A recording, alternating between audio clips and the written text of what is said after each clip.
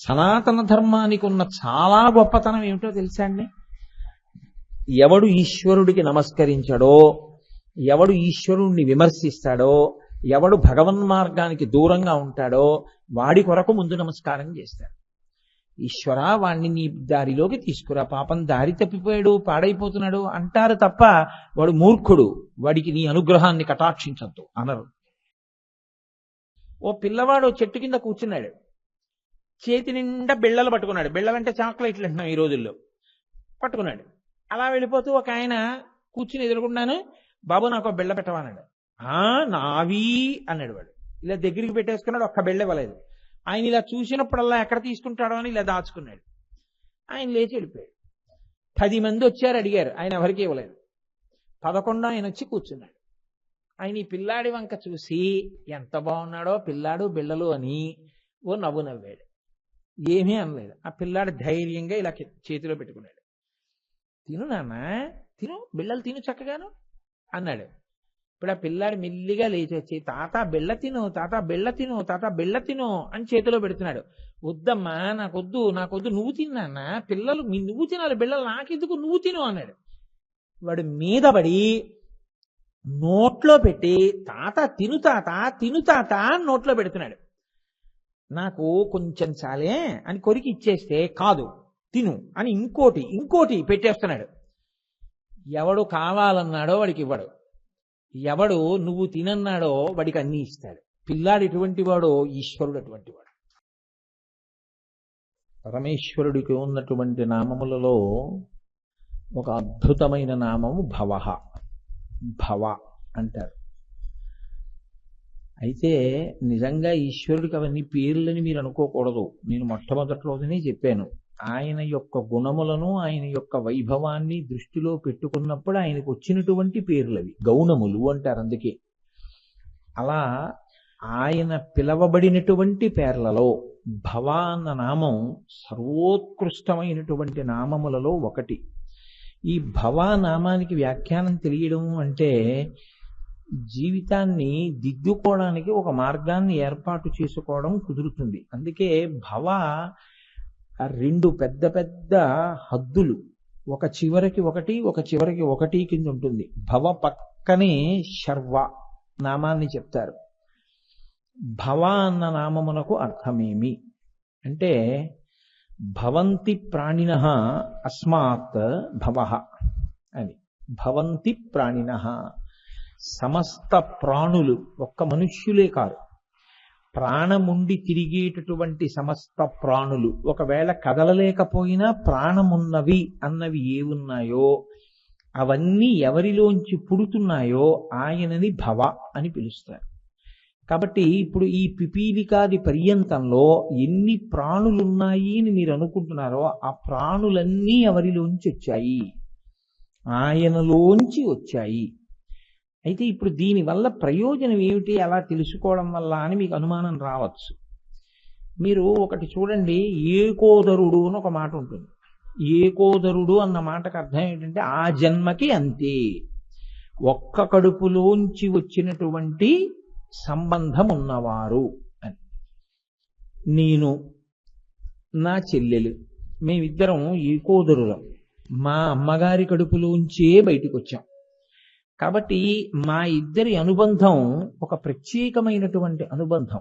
అది ఇంకా ఈ శరీరాలు ఉన్నంత వరకు ఆ సంబంధం పోయేది కాదు, అది తెంచుకుంటామంటే తెగేది కాదు. అలా ఎందుకు వచ్చింది అంటే అది నాకు చెల్లెలు. ఏ కారణం చేత చెల్లెలు అంటే మేమిద్దరం ఒక కడుపులోంచి రావడం చేత మేమిద్దరం అన్నా చెల్లెళ్ళం. అది చాలా గొప్ప అనుబంధం. అది నాకు 4 ఏళ్లకు కనపడచ్చు, 5 ఏళ్లకు కనపడచ్చు మా చెల్లి, కానీ నా చెల్లెలు కనపడిన రోజు నాకు పండగే. అలాగే నేను ఎప్పుడో ఒక్కసారి మా చెల్లెలి దగ్గరికి వెళ్ళొచ్చు, రోజు నేను వెళ్ళలేకపోవచ్చు, 2 ఏళ్లకో 3 ఏళ్లకో ఒక్కసారి నా చెల్లెలి దగ్గరికి నేను వెళుతూ ఉంటాను, యథార్థంగా కూడా అంతే. అలా నేను వెళ్ళినప్పుడు మా చెల్లెలికి పెద్ద పండగే. మా చెల్లెలు నాతో మాట్లాడినప్పుడు నాకు ఒక పెద్ద సంతోషం, నా చెల్లెలి కంఠం విన్నప్పుడు నాకు ఒక పెద్ద సంతోషం. ఎందుకలా అంటే ఏకోదరులము కనుక, ఒక కడుపులోంచి వచ్చినటువంటి అనుబంధం. భవ అన్న శబ్దం వల్ల సమస్త ప్రాణులు ఒక పదార్థంలోంచి వస్తే మనందరం ఏమవుతాం? ఆ అనుబంధము చేత మనం ఏమవుతాం? ఉపాధులు ఏవైనా కానివ్వండి, అవి చీమ, దోమ, నల్లె, కుక్క, పందె, పిల్లె విడిచిపెట్టండి. పైన కప్పుకున్నటువంటి తోలు మారిపోతోంది, పైన కప్పుకున్నటువంటి కంబళి ఏదుందో ఆ ఆచ్ఛాదన మారిపోతోంది. కానీ లోపల ఉన్న పదార్థం మాత్రం అంతటా ఒక్కటే ఉంది. కాబట్టి యథార్థమునకు మీరు ఆ భావనతో చూశారనుకోండి, మీరు పూజ గదిలోకి వెళ్ళి కట్టుకోవలసినటువంటి మడిబట్ట పెట్టుకునేటటువంటి స్థానం దగ్గర ఒక చీమల బారు పట్టిందనుకోండి, మీరు చూసుకోకుండా పంచె తీసి కట్టుకోవడం వల్ల ఆ చీమలన్నీ మిమ్మల్ని కరిచేసాయనుకోండి. మీరు కళ్ళజోడు పెట్టుకుని ఏమిటో ఇన్ని చీమలు కుట్టేస్తున్నాయని చెప్పి చూస్తే అక్కడ ఒక చీమల బారు, ఓ చీమల పుట్ట పెట్టిందనుకోండి. వెంటనే మనం ఏం చేస్తామంటే ఆ కోపంతో వాటిని అన్నింటినీ కూడా ఏదో నలిపేయడము, చేయిపెట్టి రాసేయడము ఏదో చేసేస్తే చచ్చిపోతాయి, పెద్ద విశేషం ఏం కాదు. కానీ మీకు భవానామం జ్ఞాపకానికి వచ్చింది అనుకోండి, ఇవి నేను అన్ని ఒక్క చోట నుంచే వచ్చాం, వాటి అల్లరి వాటిది, తెలిసి తెలియనితనం అలా అల్లరి చేస్తూ ఉంటాయి. ఏదో బాగా ఎడంగా పుట్టిన పిల్లలు అనుకోండి, బాగా ఎడం వరకు ఎందుకు, నాకన్నా పరిణతి నా చెల్లెలికి తక్కువేగా ఉంటుంది, నా అంత పరిణతి నా చెల్లెలికి ఉండదుగా, వయసులో పెద్దవాడిని కాబట్టి నాకే ఉంటుంది. అథవా ఒక్కొక్కసారి తెలివితేటల వల్ల చిన్నవాళ్ళకు ఉండొచ్చు. కానీ అల్లరి చేసినా నాకన్నా చిన్నది అని చెప్పి నేను సహిస్తాను, అంతేకాని వెంటనే దాన్ని నలిపేయడమో చంపేయడమో చేస్తానా? చంపను. మీకు ఈ భవ అన్న నామం జ్ఞాపకానికి వచ్చిందనుకోండి, మీరు గబుక్కుని చంపేయలేరు దీన్ని. అందరం ఒక్క కడుపులోంచి వచ్చాం, ఏదో పాపం దాని ప్రారంభం అది అలా తిరుగుతుంటుంది, ఏదో చిన్నది ఏదో కుడుతోంది, తెలియనితనం వచ్చిన గొడవ ఇదే, ఇలాగే లేనిపోని అల్లరి చేస్తుంది, దీనివల్ల నా పని పాడైపోతుంది.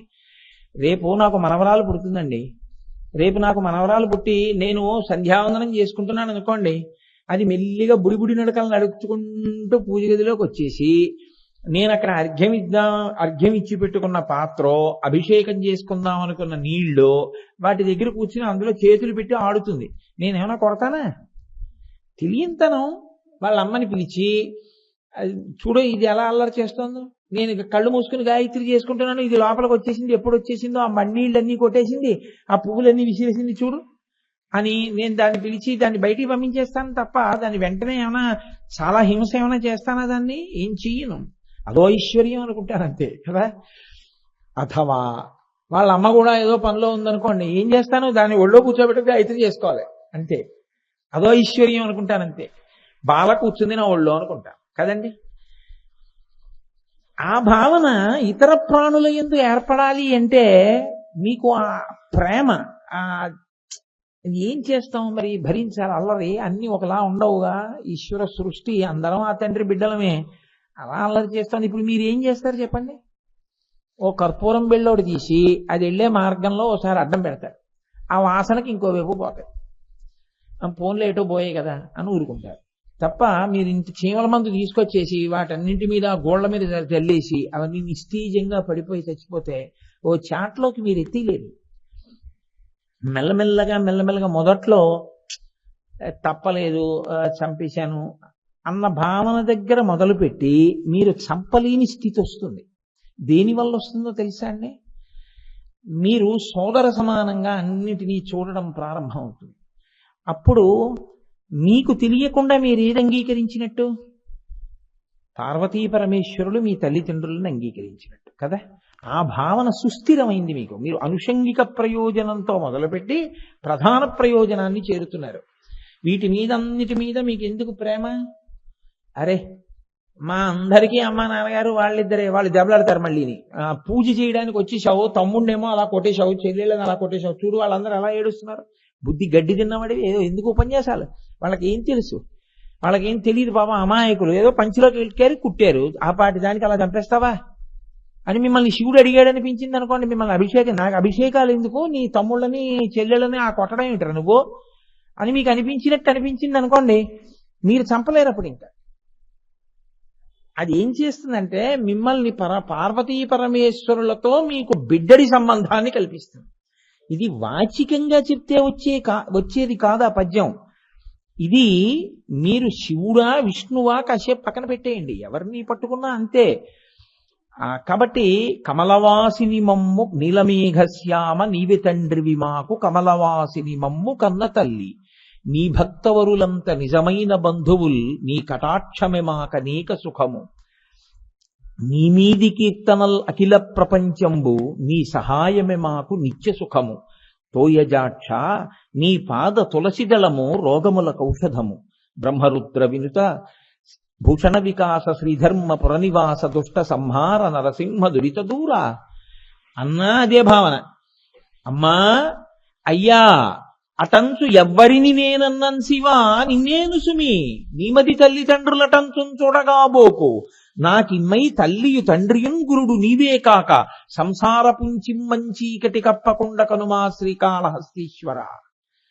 అందుకే ఈ భావన బాగా పెరిగిపోయిన వాడిని ఏమంటారో తెలుసా అండి? ఋషి అంటారు. ఆయనది ఋషి జీవితం అండి అంటారు. అందుకే ఆశ్రమంలోకి ఓ పాము వస్తుంది అనుకోండి, వాళ్ళు ఏం అలా కొట్టేయరు. ఆయన అలా అటువంటి ఉపాధితో తిరుగుతున్నారు. ఆయన కూడా నేను ఎక్కడి నుంచి వచ్చానో ఆయన అక్కడి నుంచే వచ్చారు. లోపల ఒక జీవుడు ఉన్నాడు, పైన ఇంకొక తోలు కప్పుకున్నారు. ఆ భావనతో చూడడంలో స్థిరపడిపోయిన వాణ్ణి క్రూర ప్రాణులు కూడా అలాగే చూస్తాయి ప్రేమతో. అది ఒక స్థాయిలో, మన స్థాయిలో ఇంకా అనుకరించే ప్రయత్నం చేయకూడదు. దాని యందు బాగా ఊంచుకుంటే మీకు విశ్వమంతటా అదే ప్రేమ మీకు గోచరమవుతుంది. అందుకే సనాతన ధర్మానికి ఉన్న చాలా గొప్పతనం ఏమిటో తెలుసా అండి?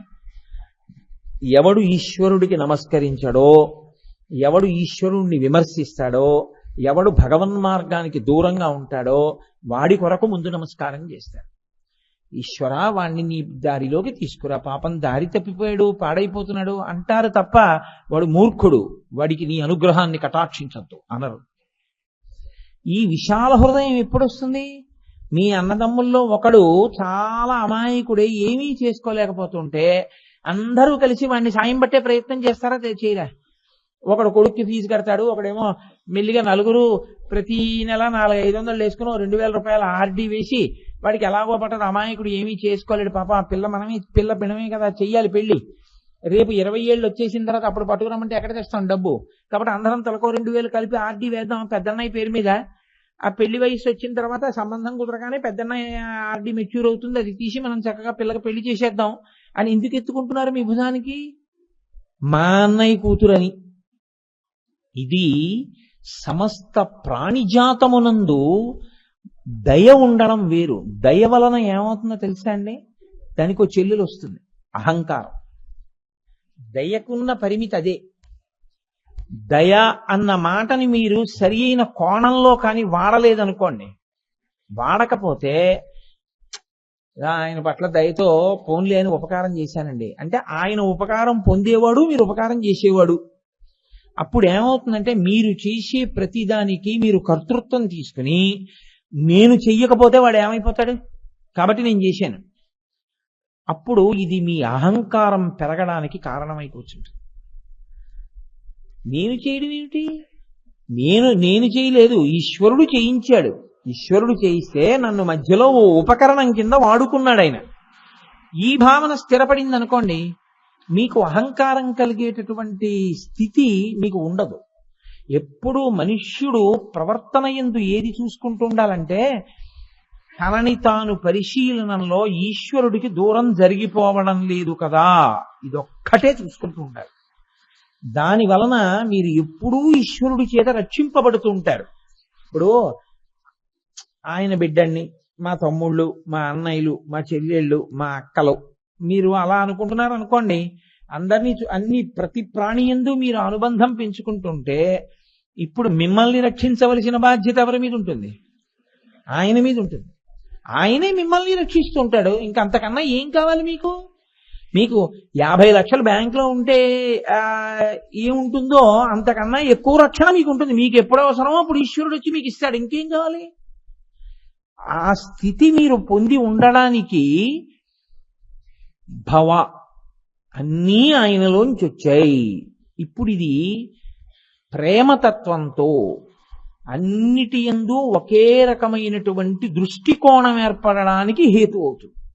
నీ పాద కమల సేవయు నీ పాదార్చకులతోడి నెయ్యము, ఆయన పాదార్చకులతోడి నెయ్యము రానినాడు మీకు ఈ భావన ఎలా వస్తుందో అర్థం కాదు.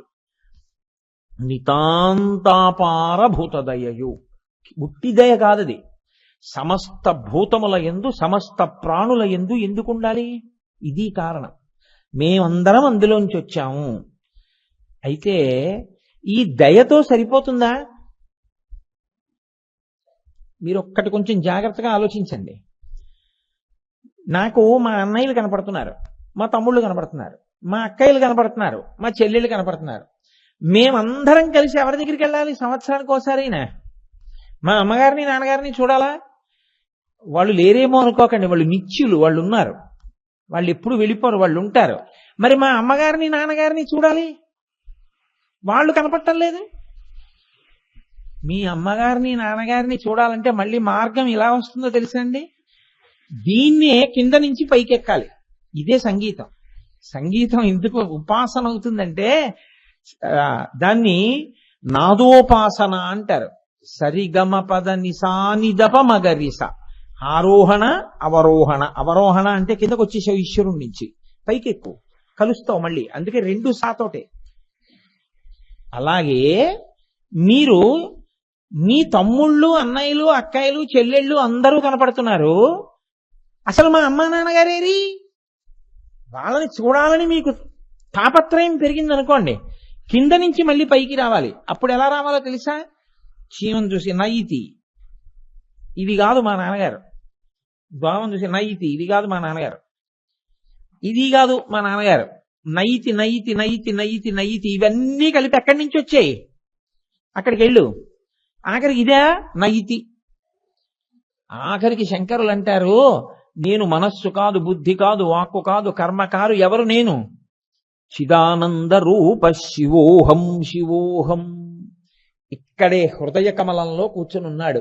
నీవారస్సూకవత్తన్వి పీతాభాస్వత్యనూపమా, వేదం చెప్తోంది. ఇక్కడే ఉన్నాడయా. వంగిన కమలం చివర ప్రకాశించేటటువంటి నిప్పురవ్వంత వాడిక్కడే ఉన్నాడు. వాడిని వెతుకులాట మొదలు పెడితే వాడు ఏం చేస్తాడంటే, వాడిని చూడాలి చూడాలన్న కోరిక నీకు కలగగా కలగగా వాడు బయట తిరగడం ఆపి లోపలికి వెళ్ళడం నేర్పుతాడు. ఇప్పుడు లోపలికి వెళ్ళడం అలవాటు. ఈ లోపలికి వెడితే ఇక్కడ దర్శనమిస్తాడు. ఇక్కడ ఎందుకు కూర్చుంటాడంటే ఆయన, నీ మనసు ముందు భక్తితో నిండి ఉంటే ఆయన ఆ భక్తి మకరందం తాగడానికి తుమ్మెదగా వస్తాడు. అందుకే రాజీవో అని భృంగీచ్ఛా నటనోత్కట కరిమదగ్రాహీ స్ఫురన్మాధవాహ్లాదో నాదయుతో మహాసితవప పంచీషు నాచాదృత సత్పక్షస్సు మనోవనీషు నపున సాక్షాన్మదీయే మనో రాజీవే భ్రమరాధిపో విహరతాం శ్రీశైలవాసీ విభు అంటారు శంకర భగవత్పాదులు. రాజీవే భ్రమరాధిపో విహరతాం మనోరాజీవే. మనస్సనే తామర పువ్వు మీద ఆయన ఎప్పుడు తిరుగుతుంది తుమ్మెద? దాని నిండా తేనె ఉంటే, ఏ తేనె లేకపోతే దాని మీదకి తుమ్మెద ఎందుకు వస్తుంది? తామర పువ్వు మీద తుమ్మెద తిరిగింది అంటే కారణం ఏమిటి? ఈ మనసు అనేటటువంటి పద్మంలో భక్తి అనేటటువంటి మకరందం నిండి ఉంటే, భక్తి అన్న మకరందం నిండడానికి ప్రధానమైనటువంటి నామము భవ. ఇప్పుడు ఈ భావన చేత మీకు అందరితో మీకున్న అనుబంధం ఏమో మీకు అర్థమవుతుంది. లేకపోతే వచ్చే పెద్ద ఇబ్బంది ఏమిటో తెలుసా అండి? 3 కింద విడిపోతుంది. ఎప్పుడు ఎలా విడిపోతుందంటే, నాకన్నా తక్కువ వాళ్ళు, వాడి దగ్గరికి వెళ్ళి అహంకరిస్తావు. నాతో సమానుడు, పెద్ద ఏమిటి లెక్క పెట్టేది? నాకన్నా అధికుడు, అసూయ. ఇంకా నువ్వు ఎలా ప్రేమ చూపిస్తావు? చూపించలేవు. నీకన్నా తక్కువ వాడైనా, నీతో సమానుడైనా, నీకన్నా అధికుడైనా నువ్వు ఎప్పుడు ప్రేమిస్తావు? ఒక కడుపున పుట్టిన వాళ్ళైతే. ఇప్పుడు భవ అలరా భవంతి ప్రాణినః, మేమందరం ఆయనలోంచే వచ్చాం. ఇప్పుడు ఇదేమవుతుంది? వాడు నీ మాట వింటున్నాడా వింటలేదా పక్కన పెట్టు. ఇది ఈ భావన యొక్క పరాకాష్ఠ ఎక్కడికుంటుందంటే, రామకృష్ణ పరమహంసని వివేకానందుడు అడిగాడు, వాడు దేవుడు లేడు దేవుడు లేడు దేవుడు లేడు అంటున్నాడు, దేవుణ్ణి తిడుతున్నాడు, మూర్ఖుడు. వాడు కూడా ఈశ్వరుడే. ఆయన అన్నారు కాకపోవడం ఏంటి, మూర్ఖనారాయణుడను, నారాయణుడు కాడనకం. కాబట్టి ఇందులో ఉన్నాడు ఇందులో లేడని ఉండదు. ఇందుగలడు అందులేడని సందేహము వలదు చక్రి సర్వోపగతుండు ఇందెందు వెదకి చూచినా. వెదకి చూచినా అంటే ఏదో విప్పి చూడమని కాదు. ఇక్కడ నీకు ఆ భావం కలిగితే వెందెందు వెదకి చూచిన అందందే కలడు దానవగ్రణి వింటే. ఈశ్వర దర్శనం మీకు ఎక్కడవుతుందండి? ఓ చిన్న చీమ మిమ్మల్ని కరుస్తోంది అనుకోండి, మీరు దాని వంకిలా చూసి ఆశనీయ సాధ్యం కూడా, ఇంత చిన్న తలకాయ, దానిలో మెదడా, నీ నోరు కనపడదా, ఇంత నోరా, నేనేం ఎక్కమన్నానా, ఎక్కావా, నీకు ఇక్కడికి వచ్చేటప్పటికి ఏదో కోపం వచ్చిందా, ఏదో ముడతబడిందో చెమట పట్టిందో, నీకేమైనా దుర్వాసన వచ్చిందో కోపం వచ్చిందా, కొరుకుతున్నావా, ఎన్ని రాగద్వేషాలే నీకు, ఎంత అల్లరే, ఉపాధి మారింది కానీ నాకేమున్నాయో నీకు అదే లేదు, ఎంత అల్లరివన్నీ. కానీ దీనికి కదలిక, దీని కాళ్ళు, దీని నడక, దీనికి ఇష్టం, దీనికి అయిష్టం, ఇది కరవడం, ఇది భయపడడం, ఇలా అంటే గవ్వ పరిగెడుతుంది. భయం, బతకాలని కోరిక. ఏం ఆశ్చర్యం ఈశ్వరా, ఇందులో కూడా ఉండి కదుపుతున్నావా అని మీరు చూడగలిగారనుకోండి, మీరు ఈశ్వరుణ్ణి చూడడానికి ఏం కావాలండి మీకు? ఇంకా ఎక్కడికి వెళ్ళాలి నాకు చెప్పండి? ఎక్కడికి ఎక్కుతారు? ఏమి ఎక్కి తిరుగుతారు మీరు? నిరంతరం మీకు కనపడుతూనే ఉంటాడు ఆయన. ఇది ఈశ్వర ప్రజ్ఞ. ఒక మహాపురుషుడు అన్నాడు వ్యాఖ్యానం చేస్తూ, ఏమయ్యా ఓ గీత గీసి నీళ్లు పెట్టి కడిగితే ఆ గీత పోతుంది కదా. నేను పెన్సిల్ ఆ ముగ్గు పెట్టారండి, దాని మీద నీళ్లు పోసి కడిగాను, ఉంటుందా? ఉండదు, పోతుంది.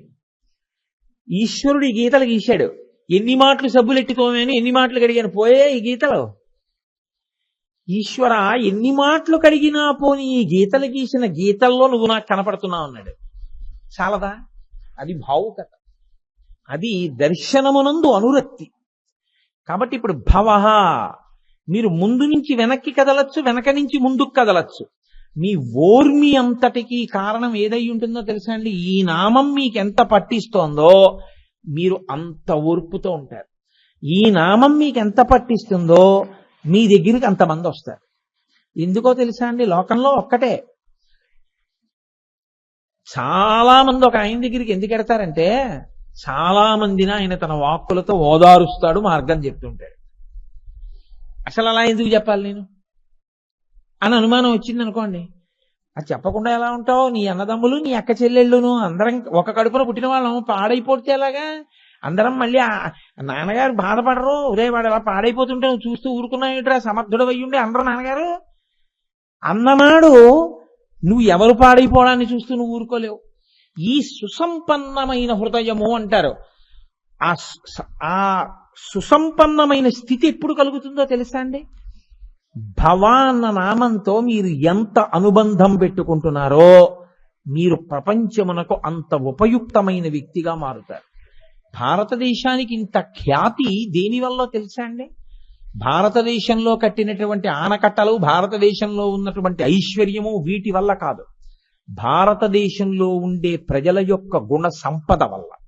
ఇంత గుణ సంపదకి ఆధారమైనటువంటి మన ఋషిప్రోక్తమైన వాంగ్మయం వల్ల వాళ్ళు ఒక్క పేరు తలుచుకోరా అంటే ఇంత ఓర్పునిస్తారు. ఒక్కడు ఓర్పు కలిగిన వాడు ఉన్నాడు అనుకోండి, వాడు చాలు ఉద్ధరించడానికి. అసలు ముందా ఓర్పు లేకపోతే వాడు ఎవరికి ఏం చేస్తాడు? ఏమీ చేయలేడు. కాబట్టి ఇన్నిటినీ సమకూర్చగలిగినటువంటి అద్భుతమైన నామము భవః కాదు.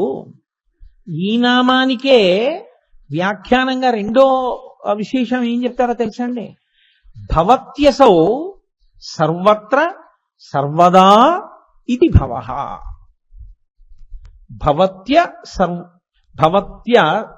భవత్యసౌ సర్వత్ర సర్వదా. సర్వత్ర అంటే దేశము, సర్వదా కాలము, భవత్యసౌ ఉన్నది, అంతటా. ఎంతటా? నువ్వు ఏమంటున్నావో మాట అంతటా. ఈ భూమి అంటావా? భూమి అంతా ఆయన ఉన్నాడు.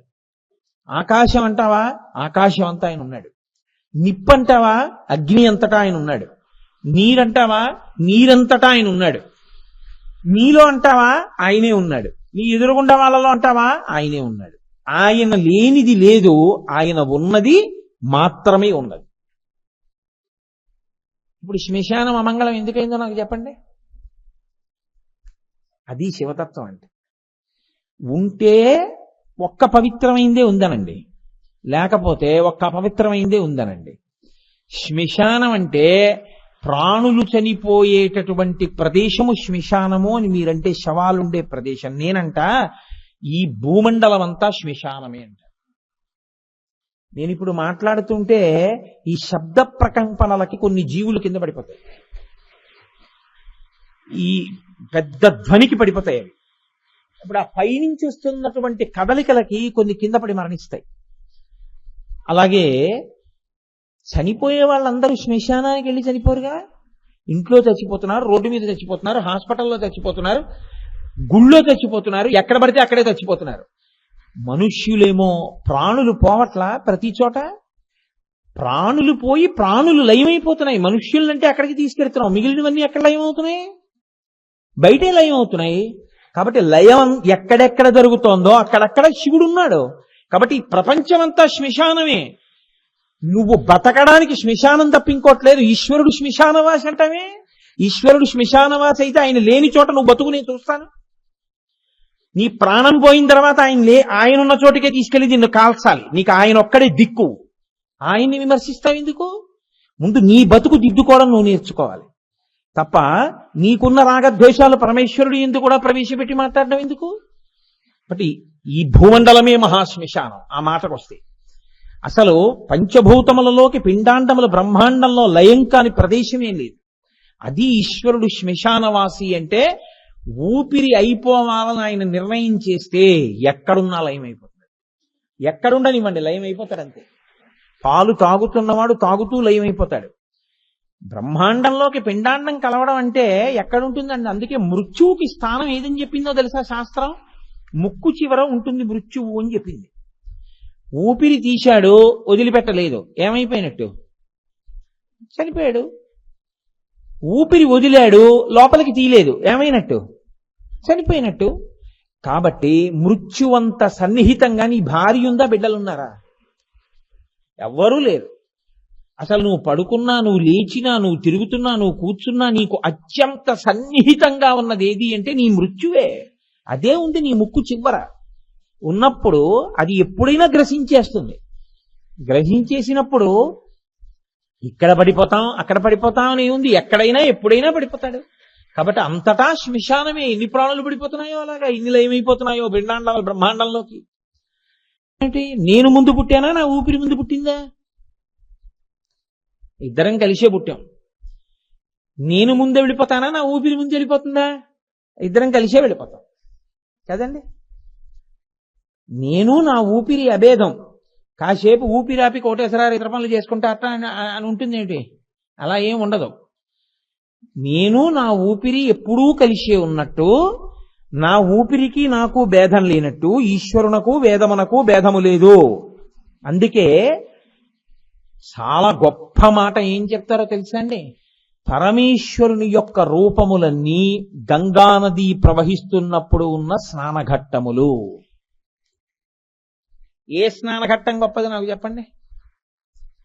ఈ స్నానఘట్టం గొప్పది, ఈ స్నానఘట్టం కన్నా ఆ స్నానఘట్టం తక్కువ అని మీరు చెప్పగలరా? మీరు ఏ స్నానఘట్టంలో దిగి స్నానం చేసినా గంగలో స్నానానికి. గంగ వేదం, స్నానఘట్టాలు ఈశ్వర స్వరూపాలు. ఓ దాని దగ్గర లైట్లు ఎక్కువ ఉంటాయి, ఓ దాని దగ్గర లైట్లు తక్కువ ఉంటాయి.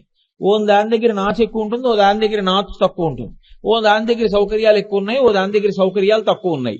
కానీ సౌకర్యాలు తక్కువ ఉన్నాయన్న చోటకి అమ్మయ్య ప్రశాంతంగా ఉంటుందని వెళ్ళి స్నానం చేసిన వాడికి గంగా స్నాన ఫలితం రాదని మీరు అనుకుంటున్నారా? ఎక్కువ సౌకర్యాలు ఉన్న చోట స్నానం చేస్తేనే గంగా స్నానం అనే నియమమా? ఏం లేదుగా. అన్ని ఘట్టములు స్నానం చేయడానికి అనువైనవే. అన్ని ఈశ్వర స్వరూపములు ఒక్కటే. అన్నీ నిన్ను గంగలో మొలక వేయిస్తాయి. అలా అన్నీ నీ పాపమును పోగొట్టి అన్నీ నిన్ను తనలో చేర్చుకోవడానికి వచ్చినటువంటి ఈశ్వరుని యొక్క రూపములే. ఒక రూపముతో భేదమున్నది కాదు. కాబట్టి వేదము అనాది, ఈశ్వరుడు అనాది. ఈ రెండిటికి కాల నిర్ణయము లేదు. ఫలానా అప్పుడు ప్రారంభమయ్యాడు ఈశ్వరుడు, లేదు సనాతన ధర్మంలో. వేదము ఫలానా అప్పుడు చెప్పబడింది, లేదు సనాతన ధర్మంలో. రెండు ఎప్పుడున్నాయి? సృష్టి మొదలని నువ్వు ఎప్పుడన్నావో దానికన్నా ముందున్నాయి. ఈశ్వరుడు ఎంతున్నాడు? అత్యతిష్ట దశాంగుళం. ఈ బ్రహ్మాండాలన్నీ ఎంతున్నాయని నువ్వు అంటున్నావో దానికన్నా 10 అంగుళాల పై వరకు ఉన్నాడు. కాబట్టి భవత్యసౌ సర్వత్రా సర్వదా, అంతటా ఉన్నాడు, అన్ని కాలములలో ఉన్నాడు.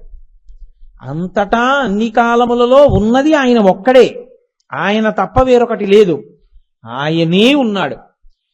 ఆయనే ఉంటే పరమాత్మ, మరి ఆయన మాకెందుకు కనపట్టలేదు అంటే, ఆయనే ఉండి ఆయనగా కనపడకుండా ఇంకోటిగా కనపడేటట్టు చేయడం వల్లే నువ్వు మళ్ళీ మళ్ళీ పుడతావు. అదే మాయా. ఇది ఎంత చమత్కారంగా ఉంటుందో తెలుసా అండి? మాయ ఉన్నదా అంటే ఉన్నది, జ్ఞానికి మాయ లేదు. కాబట్టి ఉన్నదా లేనిదా? ఉండి లేనిది లేక ఉన్నది, అది మాయ. చాలా చమత్కారంగా ఉంటుంది మాయ యొక్క పరిస్థితి. ఎందుకో తెలుసా అండి? దాన్ని వివరించడానికి నేను ఎప్పుడూ ఎంచుకునే ఉపమానం ఒకటే. రామకృష్ణ పరమహంస అద్భుతమైన మాట చెప్తారు. అసలు నిజంగా మాయా అన్న మాటకి నిర్వచనం ఏమిటో తెలుసా అండి? నామరూపములే మాయా. మీరు బాగా పరిశీలన చేయండి. నామము రూపము ఈ రెండిటిని మాయా అంటారు. ఎందుకో తెలుసా అండి? ఓ బంగారం ముద్ద ఉందండి, ఇప్పుడు నేను దాన్ని చూపించి మీకు ఇది ఏమిటండి అని అడిగాను అనుకోండి, మీరేమంటారు? బంగారం అండి అంటారు. ఇప్పుడు నేను ఆ బంగారాన్ని ఓ 8 గాజులు చేయించాను, ఇవి ఏమిటండి అని అడిగాను, మీరేమంటారు? గాజులండి అంటారు. అవి గాజులా బంగారమా? అది బంగారం సత్యం, గాజులు రూపము నామము గుండ్రంగా చేతికి వేసుకునేటట్టున్నాయి కాబట్టి గాజు, దానికి ఒక పేరు. అది వడ్డాణం అంటే మీరు ఒప్పుకోరుగా. వడ్డాణం అంటే మళ్ళీ వేరంటే నడువుకు పెట్టుకునేది అంటారు. గాజు ఒక రూపము, ఒక నామము. నామరూపములు కనపడి నామరూపముల వెనుక దాగి ఉన్నటువంటి సత్యమైన పదార్థము ఎరుకలోకి రాకపోతే మాయా. అందుకే బంగారం కొట్లో కొనుక్కునే వాళ్ళందరూ నామరూపాలు చూస్తారు, బంగారం అమ్మేవాడు ఒక్కడు మాత్రం దానిలో ఉన్న బంగారం బరువు చూస్తాడు. ఆయన సత్యం ఒకటే చూస్తాడు, ఆయనకి నామరూపాలతో సంబంధం లేదు. నువ్వు గొలుసు కొన్నావా, గాజు కొన్నావా, ఉంగరం కొన్నావా, వడ్డాణం కొన్నావా, ఆయనకు అనవసరం. ఆయన గాలి కూడా వేయకుండా సున్నితపుత్రాసులో పెట్టి గాజు తలుపులు వేసేసి నొక్కి చూసి మిల్లీగ్రాముల వరకు లెక్క కట్టి, అది చేయడంలో బహుశా ఎగిరిపోయిన తొనకల్ని కూడా తరుగుగా లెక్క కట్టి, దాన్ని చేయడానికి మజూరీ లెక్క కట్టి నీ దగ్గర డబ్బుచ్చుకుంటాడు. తప్ప ఎంత పొడుగుందో కొలిచి లెక్క పుచ్చుకుంటాడు ఏంటి? ఆయన దానిలో బంగారం చూస్తాడు, నువ్వు దాన్ని చూస్తావు. నే గాజులు కొనుక్కున్నానని అంటే ఆయన అంటాడు, ఇవాళ ఓ కేజీ బంగారం అమ్మాను రా అంటాడు ఆయన. అంతేగాని ఇన్ని గాజులు అమ్మాను, ఇన్ని ఉంగరాలు అమ్మాను, ఇన్ని జోకాలు అమ్మాను అంటావు. ఇంత బంగారం అమ్మానంటాడు. మనం 3 గాజులు కొనుక్కున్నానంటాం. నామరూపములు మనం చూస్తాం. దానికి అసలు దేనిలోంచి వచ్చిందో అది సత్య వస్తువు. ఆ సత్య వస్తువు దర్శనమైతే నామరూపాలు ఉండవు. ఇంకా బంగారమే, చెవిపోగులు బంగారం, కంకణాలు బంగారం, కేయూరాలు బంగారం, వడ్డాణం బంగారం, ఉన్నది బంగారమే. దీన్నే దంతిదారు అంటారు. దంతిదారు. తండ్రి కొయ్యతో చేయబడిన ఏనుగుని తీసుకొచ్చి కొడుక్కిచ్చాడు. కొడుకు నాన్నగారండి నాన్నగారండి ఏనుగు ఎంత బాగుందో నాన్నగారండి అన్నాడు. తండ్రి అన్నాడు, అది కొయ్యరా అన్నాడు. దారు వికారం రా, అది కొయ్యిని చెక్కారు అలాగా అన్నాడు. కొడుకు అన్నాడు, లేదు నాన్నగారండి మీకేమీ తెలియదు, ఇది ఏనుగు నాన్నగారండి. ఇదిగో తొండం చూసారా, ఇదిగో దంతాలు చూసారా, ఇదిగో కాళ్ళు చూసారా, ఇదిగో తోక చూసారా, ఇది ఏనుగు అంటున్నాడు. తండ్రి అంటున్నాడు నవ్వి, కాదు అది దారు, అది చెక్క కొయ్య. కొడుకు ఏనుగు అంటాడు, తండ్రి దారు అంటాడు. ఎందుకని? తండ్రికి పరిణతి ఉంది, కొయ్యను చూస్తున్నాడు. కొడుక్కి పరిణతి లేదు, ఏం చూస్తున్నాడు? నామరూపాలు చూస్తున్నాడు. నామాన్ని రూపాన్ని పక్కకి పెట్టేసేయండి, మీకున్నది సత్యం. అది మాయా. అందుకే రామకృష్ణ పరమహంస ఏమంటారో తెలుసా అండి? ఉంది అంటే ఉన్నది, లేదు అంటే లేనిది, లేక ఉన్నది, ఉండి లేనిది. ఎలా అంటే ఆయన దృష్టాంతం చెప్పారు మాయ మీద. వెనకటికి ఒక మహానుభావుడు ఆశ్రమం కట్టుకుని ఆశ్రమంలో శిష్యులు పెట్టుకుని ఏదో తపస్సు చేసుకుంటున్నాడు ఆయన. శిష్యులందరూ కలిసి ఏదో ఇంకో గురువు గారి ఇంట్లో పెళ్లికి వెళ్ళిపోయారు. ఏ శిష్యుడు లేకపోతే ఈయన జపం చేసుకుంటున్నప్పుడు ఎవడో వచ్చి గురువు గారు ఉన్నారా అని తలుపు కొడతారు. జపం మధ్యలో లేవకూడదు. ఆయన ఏం చేశారంటే అలా వెళ్ళిపోతూ ఓ మేకలు కాసుకునేవాడిని పిలిచి, ఒరే ఒక్క రోజు పాటు నువ్వు వచ్చి నా పర్ణశాలలో నా శిష్యుడిగా కూర్చోరా అన్నారు. అంటే అతను అన్నాడు, ఈ బాబోయ్ నేను మీ శిష్యుడిని ఎలా అవుతానండి, నేను నోరు విప్పితే పసిగట్టేస్తారు, నా మాట తీరు వేరుగా ఉంటుంది. ఒరే నువ్వు మేకలు కాసుకునేవాడు ఏంట్రా అంటారు, నన్ను కొడతారండి, నువ్వెందుకు చేరావు పర్ణశాలలో అంటారు, నేను రానన్నాడు.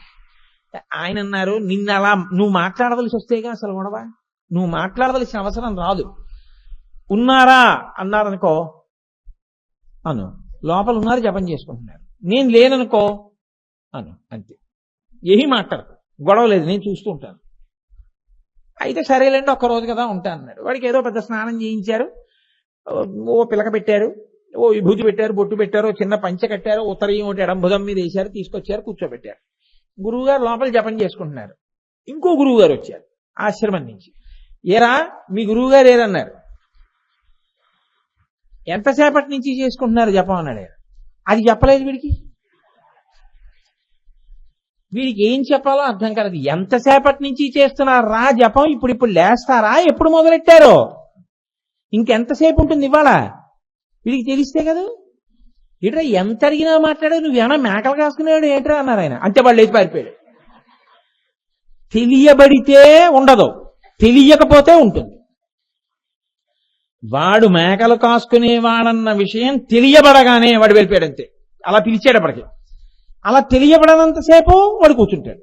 మాయ కూడా అంతే, తెలిస్తే ఉండదు, తెలియకపోతే కూర్చుంటుంది. కాబట్టి ఉందా అంటే ఉంది, లేదా అంటే లేదు, లేక ఉంది, ఉంది లేదు. దాన్ని మాయ, అది తిప్పుతుంది. మహామాయా విశ్వం భ్రమయసి పరబ్రహ్మ మహిషి అంటారు శంకర భగవత్పాదులు సౌందర్యలహరిలో. ఈ మాయ వల్ల ఏమవుతుందంటే నామరూపాలతో అనుబంధం ఏర్పడుతుంది. ఈ పేరు, ఈ రూపం నాది, నేను నాది, నేను నాది, మధుకైటములు.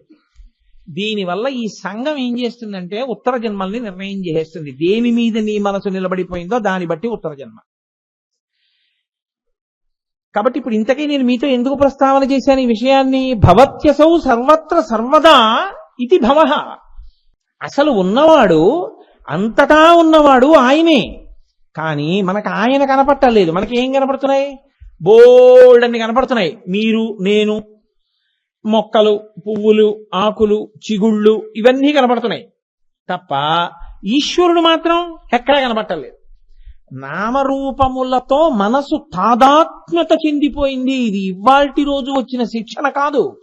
కోట్ల కోట్ల జన్మలుగా మనసుకి ఇదే అలవాటైపోయింది. ఇది ఇవాల్టిదని మీరు అనుకోకండి, మనుష్య జన్మలోదని మీరు అనుకోవద్దు. కొన్ని కోట్ల జన్మలుగా దీనికి అలవాటు ఉంది. అలవాటు అయిపోవడం, మీరు నేను అన్నానని కాదు, మీరు ఒకటి చూడండి. మీరు రోజు పూజ ముందు అగరత్తు తీసి స్టాండ్లో పెట్టి ఉంచడం మీరు చేశారనుకోండి, మీరు పూజ మొదలెట్టే ముందు మీ ప్రయత్నం లేకుండా ఇలా అగరత్తులు పెట్టి అగరత్తు తీసి అందులో పెట్టేస్తుంది చెయ్యి. మీరు బయటికి వెళ్ళగానే చెప్పులు కోసం ఆగి వెతికేస్తుందండి మనసు. అది ట్రైన్ అయిపోయింది అలాగా. ఆగి చెప్పుల కోసం వెతుక్కోవడం అన్నది దాని అలవాటు. మీరు కారు దిగుతున్నారనుకోండి, చెప్పులు వదిలేసి దిగడం అలవాటు అయిపోయింది. ఎందుకని ఎప్పుడు దేవాలయంలోకి వెళ్ళడం కారులో పెడితే, కాబట్టి చెప్పులు వదిలేసి వెళ్ళడం అలవాటు అయిపోయింది. నాకు ఒక్కొక్కసారి ఏమవుతుంటుందంటే, నేను గుళ్ళోకి రాకపోయినా ఎక్కడికో వెళుతున్నాను అనుకోండి కారులో, నేను అక్కడికి వెళ్ళేటప్పటికి చెప్పులు ఇప్పేసి దిగిపోతుంటాను కొట్టులోకి కూడా. అప్పుడు నాకు గుర్తు వస్తుంటుంది, ఓహో నేను కొట్టుకు కదా వచ్చాను, ఇదేంటి చెప్పులు ఇప్పి దిగిపోతున్నాను, ఇదేం గుడి కాదు కదా అన్నప్పుడు మళ్ళీ చెప్పులు వేసుకుని దిగుతూ ఉంటాను. అంటే దానికి అలా అలవాటు అయిపోయింది. కారులో వస్తే గుడికి, కాబట్టి చెప్పులు వేసుకుని దిగం, మనం చెప్పులు వదిలిపెట్టి దిగడమే. అది అలా కమాండ్కి అలవాటు పడింది. ఇది కొన్ని కోట్ల జన్మల నుంచి అలవాటు పడింది. నామరూపాలు మాత్రమే చూస్తుంది. అది ఆ డొప్ప పైకి తీసి చూడడానికి దానికి రాదు. ఇది ఇప్పుడు అలవాటు చేయాలి. ఎలా అలవాటు చేయాలంటే, ఓసినీయ సాధ్యం కోలా నామరూపాలు కాదే భవుణ్ణి చూడు. ఆయన అంతటా ఉన్నాడు చూడు. ఆకలిలో, అన్ని ప్రాణుల ఆకలిలో ఆయనే ఉన్నాడు.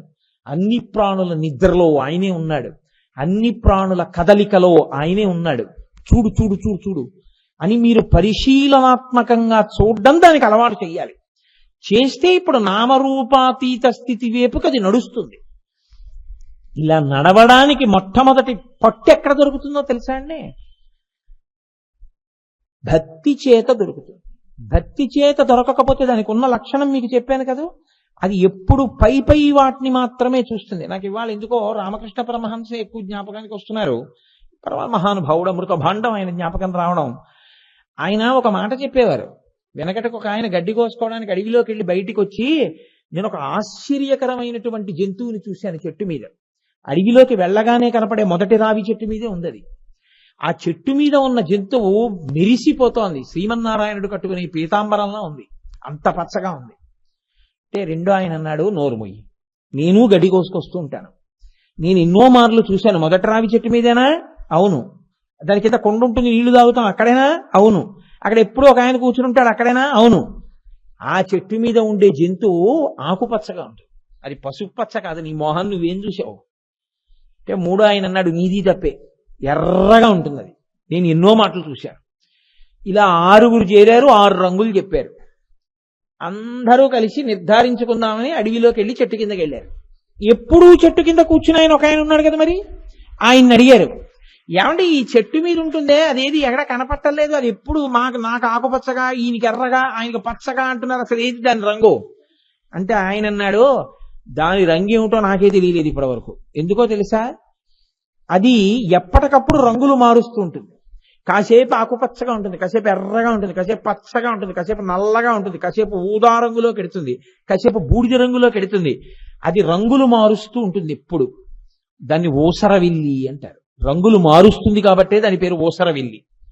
కాబట్టి దానికి ఒక రంగు లేదు, నువ్వు అనుకుంటున్నావు. అది చూపించిన రంగు ఏదో, ఆ రంగు నీకు బాగా ఏ రంగు నచ్చితే ఆ రంగు దాని రంగు నువ్వు అనుకుంటున్నావు, కానీ అసలు దానికి రంగు లేదని నీకు తెలియలేదన్నాడు. నువ్వు పట్టుకున్న ఈశ్వర రూపాల పట్ల భ్రాంతితో ఇదే ఈశ్వరుడు అని అనుకోవడం కూడా అలాగే ఉంటుంది. అసలు ఈశ్వరుడికి రంగు లేదు, రూపము లేదు. ఈశ్వరుడి యొక్క రూపాలన్నీ కలిపి ఊసరవిల్లి, దానికి రంగే లేదు, అసలు దానికి అసలు రూపమే లేదు. నీ కోసం ఎన్ని రూపాలుగానైనా కనపడతాడు ఆయన. ఇది ఎవరికి తెలిసింది? ఓసారి వచ్చి చూసి వెళ్ళేవాడికి తెలియదు, చెట్టు కిందే కూర్చున్నవాడికి తెలిసింది. చెట్టు కిందే కూర్చున్నవాడంటే ఏమిటో తెలుసా అండి? చెట్టు మొదట కూర్చున్నవాడు. చెట్టు మొదట కూర్చున్నవాడంటే చెట్టు పాదాల దగ్గర కూర్చున్నవాడు. నమో వృక్షేభ్యో. సంతతము ఈశ్వరుడి గురించి చింతన చేసేటటువంటి వాడికి ఈశ్వరుడు ప్రచోదనం చేస్తాడు. నర్తకుని భంగి పెక్కకు మూర్తులతో ఎవ్వడాడు అంటారు పోతన గారు. ఆయనే కృష్ణుడి వేషం వేసుకుని కాసేపు నర్తించాడు, ఆయనే కాసేపు సాత్యకి వేషం వేశాడు, ఆయనే కాసేపు ధృతరాష్ట్రుడి వేషం వేశాడు.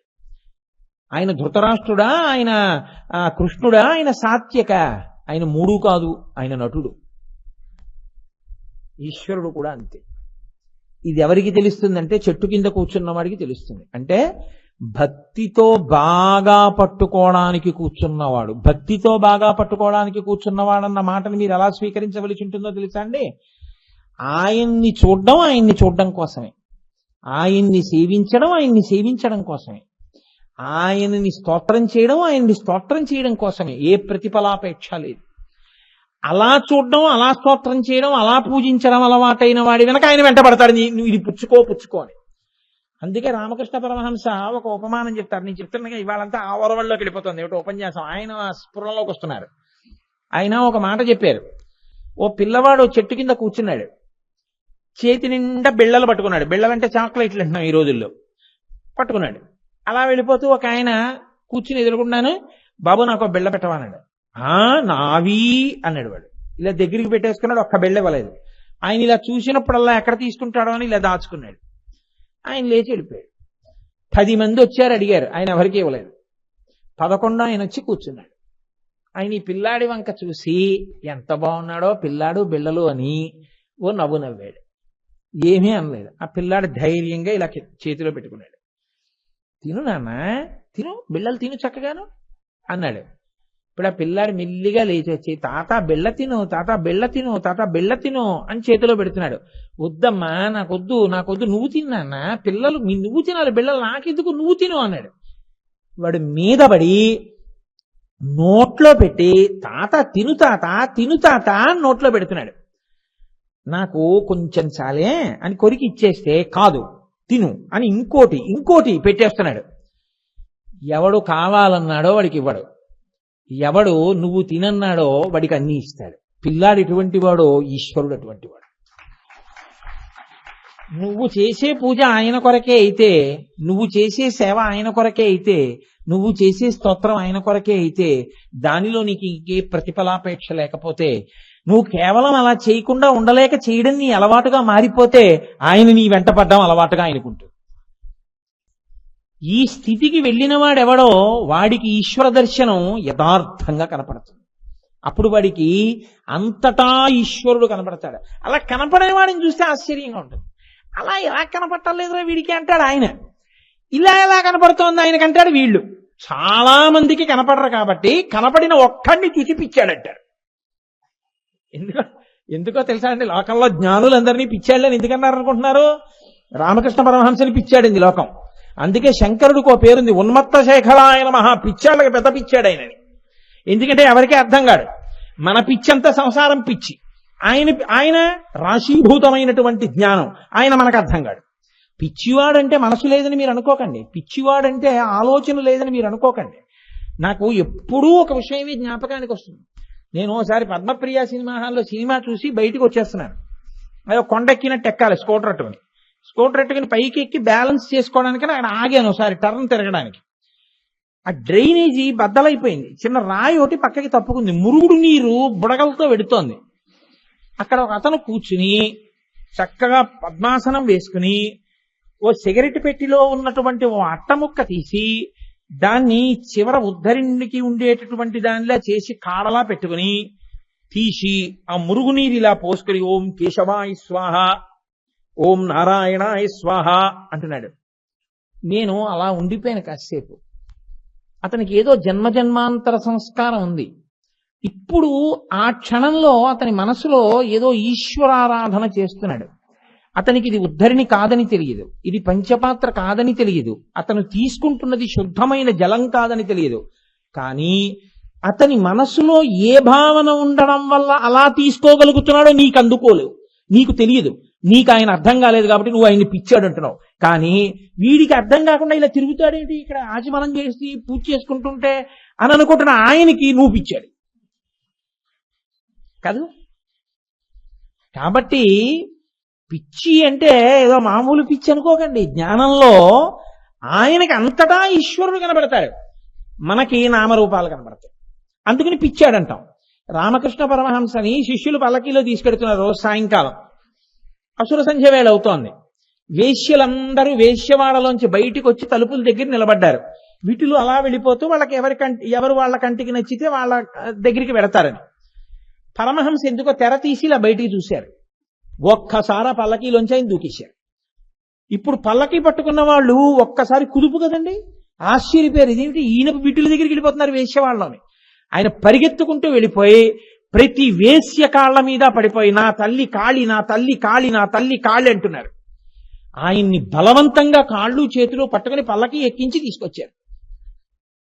అన్న అదేమిటండి అలా వాళ్ళ దగ్గరికి వెళ్ళి వాళ్ళ మీద పడిపోయి అలా మా తల్లి కాళి, మా తల్లి కాళే అన్నారు. వాళ్ళు విటులండి, వాళ్ళు వేశ్యలు, విటుల కోసం నించున్నారన్నారు. అంటే పరమహంస అన్నారు వాళ్ళు వేశ్యలా?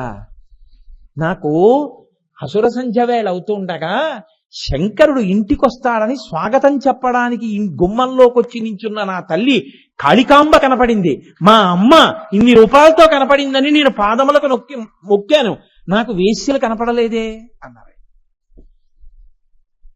చాలా మందికి సంతర్పణ చేశాక ఒకే గుడ్డ పెట్టి తుడుస్తున్నారు, తడిగుడ్డ.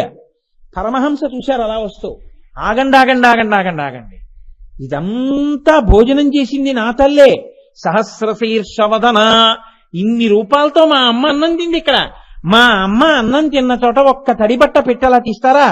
ఉండండి కూర్చోబెట్టి తీస్తాను, మామూలు కూర్చో కాదు, బ్రష్ అది, ఇదిగో నా కూర్చోబెట్టి తీస్తానని తన గడ్డం పెట్టి తుడిచారు ఆయన.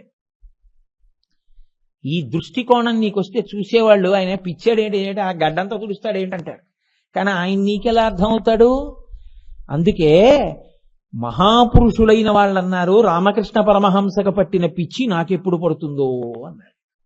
అంటే నిజంగా ఆ స్థితిని నువ్వు పొందగలిగితే నీ జీవితం ధన్యమైందని గుర్తు, నీకు అంతటా ఈశ్వరుడు కనపడుతున్నాడని గుర్తు. మన గొప్పతనం అంతా ఎంతసేపు ఏమిటంటే ఎంతమందిని కొట్టి ఎంత దాస్తే. ఎందుకంటే నామరూపాలకి నువ్వు ఎంత వశుడవయ్యి ఉంటే అది గొప్పని మనం అనుకుంటాం. ఎందుకంటే మన సంఘం అక్కడే ఉంది. అందుకని మనకంత గొప్పతనం ఎక్కడ కనపడుతుందంటే ఎంత దాస్తాడు, ఎంత చేస్తాడు, ఇవే మనకి కనపడేవి తప్ప అసలు అలా ఉదార చిత్తంతో అంతటా అన్నీ చూడగలిగినటువంటి ప్రజ్ఞారూపంతో నిలబడగలిగిన స్థితి మనకుండదు. ఆ స్థితి దేని వల్ల వస్తుంది? ఆయన అనుగ్రహంతోటే వస్తుంది. ఆయన అనుగ్రహించాడు అనుకోండి, ఆ మాయా అన్న తెరని తీసేస్తాడు. తీసేస్తే నామరూపాలు కనబడవు. నామరూపాలుగా ఉన్న ఈశ్వరుడు కనబడతాడు. అంతర్బహిష్ట సర్వం వ్యాప్త నారాయణ స్థిత అని నువ్వు ఎన్ని మాటలు నిలబడి మంత్రం చెప్పేసినా నీకేం రాదు. ఎప్పుడు వస్తుంది? నిజంగా ఈ స్తంభం రూపంలో నారాయణుడు, మొక్క రూపంలో నారాయణుడు, పండు రూపంలో నారాయణుడు, ఈ రూపంలో నారాయణుడు, ఈ రూపంలో నారాయణుడు, ఈ రూపంలో నారాయణుడు, అంతటా నారాయణుడు అన్న స్థితి ఏర్పడితే భక్తి దాని ఎందో అంతర్లీనమైపోతుందంటే ఇంకా కొత్తగా ఏం ఉండదండి. భక్తి అన్న మాటకు అర్థం అంతే. నేను చెప్తున్నాను కదా, ఒక్కొక్క రోజు నీవుటో ఏదో ఒకటే పట్టుకెళ్ళిపోతూ ఉంటుంది మనసు, ఇంకా అలా దాన్నే పట్టుకుంటుంది, సొరంగంలో వెళ్ళిపోతున్నట్టు. పరమహంస ఒక విషయం చెప్తుండేవాడు. పూర్వం ఒక వర్తకుడు ఉండేవాడు. ఆయన పని ఏమిటంటే చీరలు అమ్మేవాడు. ఆయనే నేతనేసి చీరలు అమ్మేవాడు.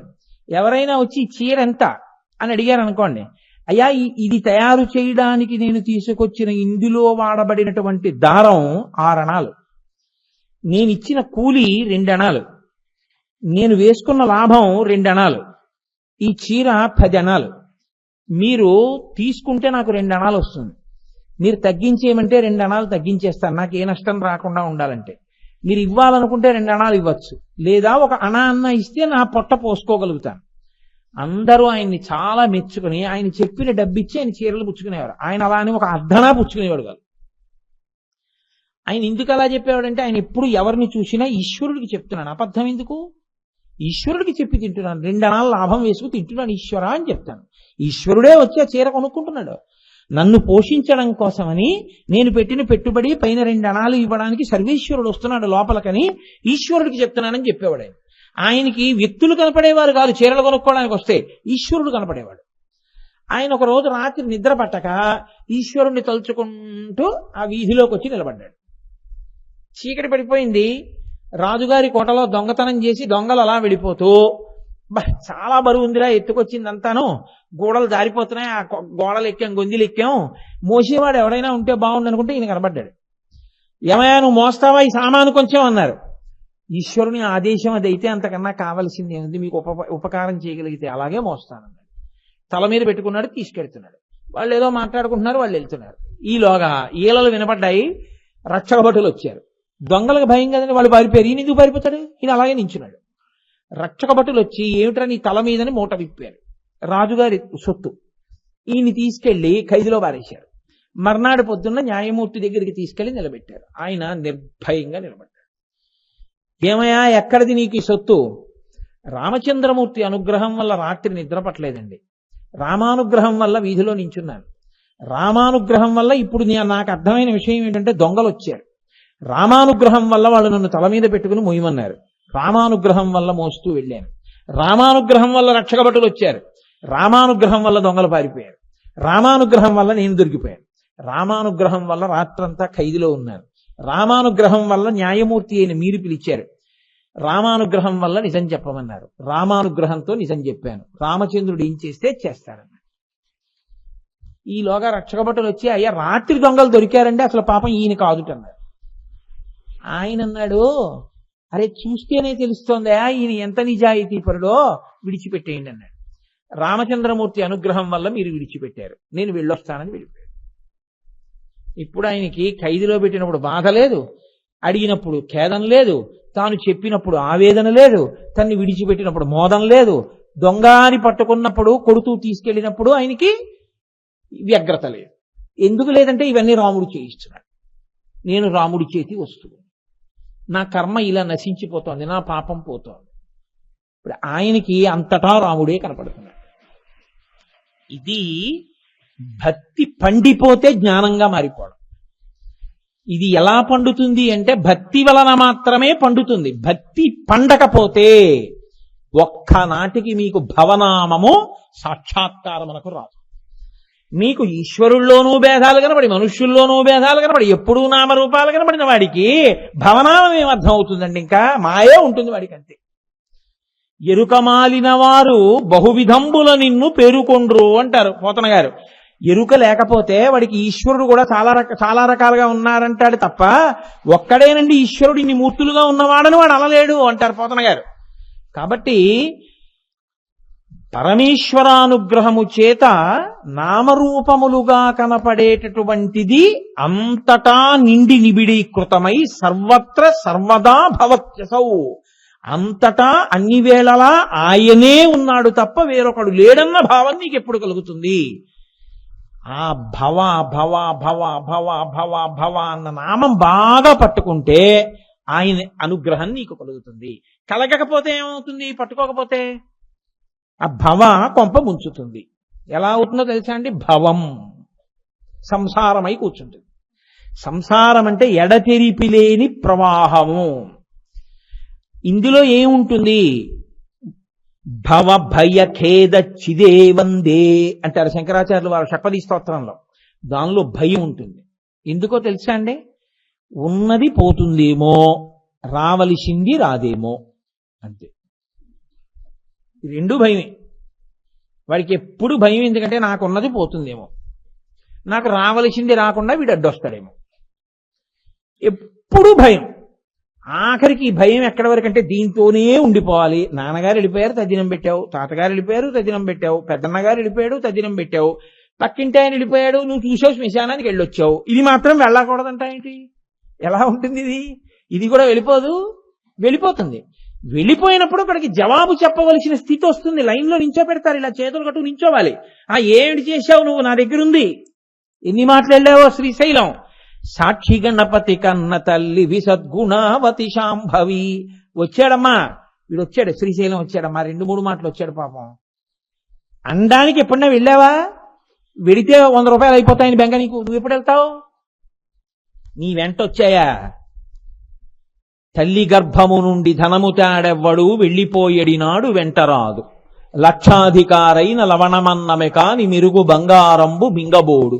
పొందుగా మరుగైన భూమి లోపల పెట్టి దాన ధర్మము లేక దాచి దాచి తుదకు దొంగలకిత్తురో దొరలకౌను. తేనె జుంటీగలియవా తెరువరులకు భూషణ వికాస శ్రీధర్మపుర నివాస దుష్ట సంహార నరసింహ దురిత దూర. మీరు చూడండి, కోట్లు ఉంటాయి కొంతమందికి. కడుపు నిండా అన్నం తిండో సంతోషంగా సుఖాన్ని, తనకి కావలసిన సుఖాన్ని కూడా తాను అనుభవించాడు. అంటే గత జన్మలలో రుణపడి ఉన్నాడు ఎవరికో, వాళ్ళ కోసం సంపాదిస్తున్నాడు. ఈ శరీరం ఇలా పడిపోగానే వాళ్ళు భాగిస్తారు. 2 పెట్టో 3 పెట్టో 4 పెట్టో భాగిస్తారు. భాగించి వాటాలు వేసుకుని వాళ్ళు తింటారు. వాళ్ళ కోసం సంపాదిస్తున్నాడు తప్ప వాడికి దాన్ని మార్చుకోవడం రాదు పుణ్యంగా. ఇదే చాలా కీలకమైనటువంటి విషయం తెలుసా అండి? ఎందుకో తెలుసా? మీకు ఊర్ధ్వలోకముల యందు నివసించాలి అన్నా, ఉత్తర జన్మలలో చెయ్యి ఇలా చాపకుండా బ్రతకాలి అన్నా, ఇప్పుడు మీరేం చేస్తున్నారన్న దాన్ని బట్టే ఉంటుంది. మీరు దేశకాలాదులు నెరిగి చేసిన పుణ్యం అంటే మీ శరీరంలో ఓపిక ఉంది, ఈశ్వరుడు గురించి ఖర్చు పెట్టావా? నీకు ద్రవ్యం ఉంది, ఈశ్వరుడు గురించి ఖర్చు పెట్టావా? మీరు చూడండి, నా దగ్గర 1,00,000 రూపాయలు ఉన్నాయనుకోండి, ఇవన్నీ బ్రీఫ్ కేసులో పెట్టుకుని నేను అమెరికాలో దిగి టీ ఇమ్మని ఇచ్చాను అనుకోండి, 1,000 రూపాయలు వాడు చింపి అసలు పారేస్తాడు. అసలు బాబా 5,000 వాడకు కావాలంటాడు. మీరు ఏం చేయాలి? అమెరికా వెళ్లే ముందు ఏ State Bank of India foreign exchange కౌంటర్కో వెళ్ళి దీన్ని డాలర్స్ కింద మార్చుకోవాలి. మార్చుకుని డాలర్లు పెట్టుకుని అడిగితే అక్కడికి వెళ్ళి ఏదో $1 $2 ఇస్తే ఇస్తారేమో. టీయో కాఫీయో వెళ్ళొచ్చిన వాళ్ళకి తెలుస్తుంది, నాకేం తెలుస్తుంది? కాబట్టి ఇక్కడ రూపాయి అక్కడ పనికిరాదు, అక్కడ డాలర్ ఇక్కడ పనికిరాదు, మార్చుకోవాలి. ఇక్కడ నీకున్న డబ్బు నిన్ను అక్కడేం ఉద్ధరించదు. వచ్చే జన్మలో ఇలా అని బతుకుతావు. ఇలా పెట్టింది లేదుగా. కాబట్టి ఇలా పెడితే వచ్చే జన్మలో కూడా ఇలా పెడతావు. ఇలా పెట్టింది లేదు, ఇలా పుచ్చుకున్నదే, అందుకని వచ్చే జన్మలో ఇలాగే చాపుతావు.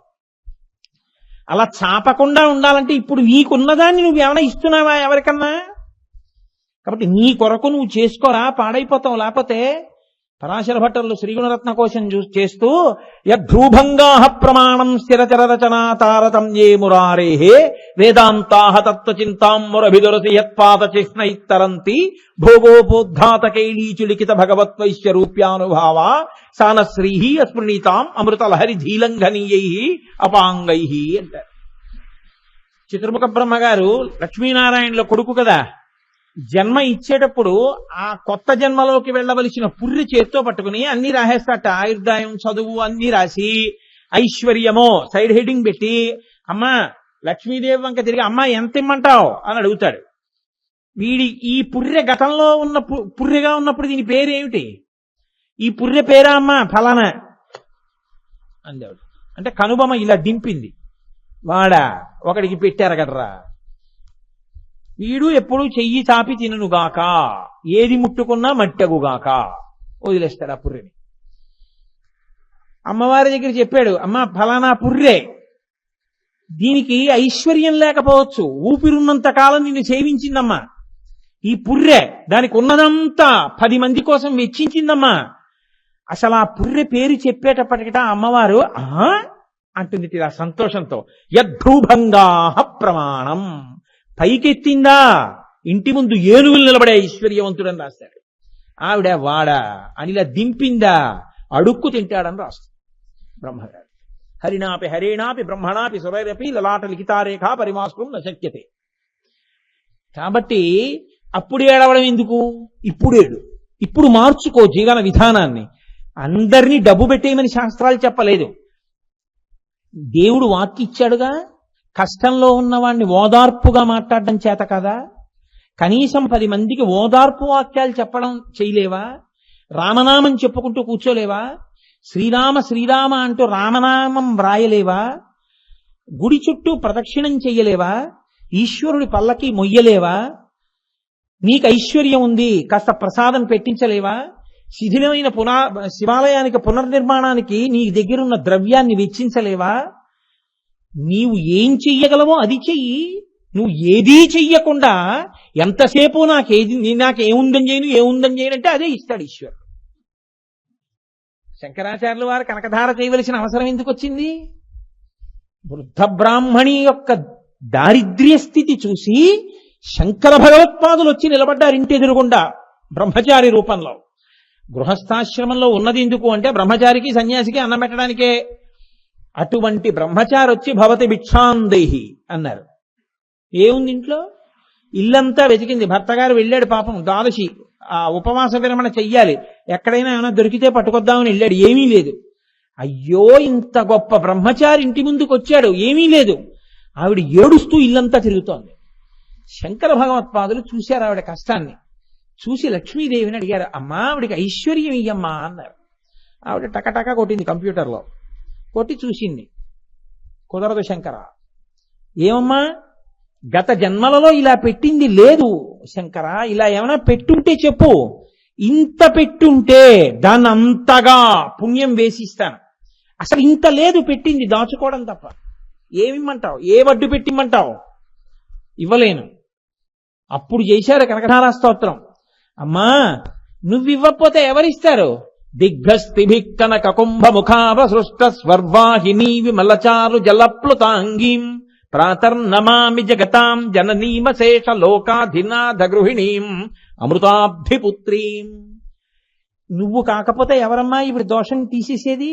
విహంగ శిశవ్విషణ్ణే దుష్కర్మ ఘర్మమ పనీయ చిరాయ దూరం నారాయణ ప్రణయినీ నయనాంబువాహ. అమ్మా చాతకపక్షి నీటి కోసం చూసినట్టు చూస్తోంది ఆవిడ. నువ్వే ఈవిడ దుష్కర్మని తొలగగొట్టి